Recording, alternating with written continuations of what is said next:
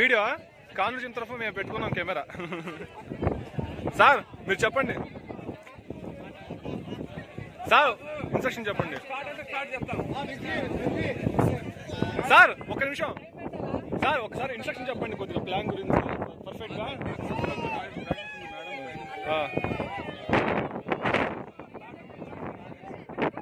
Sir మీరు start చెప్పండి. Okay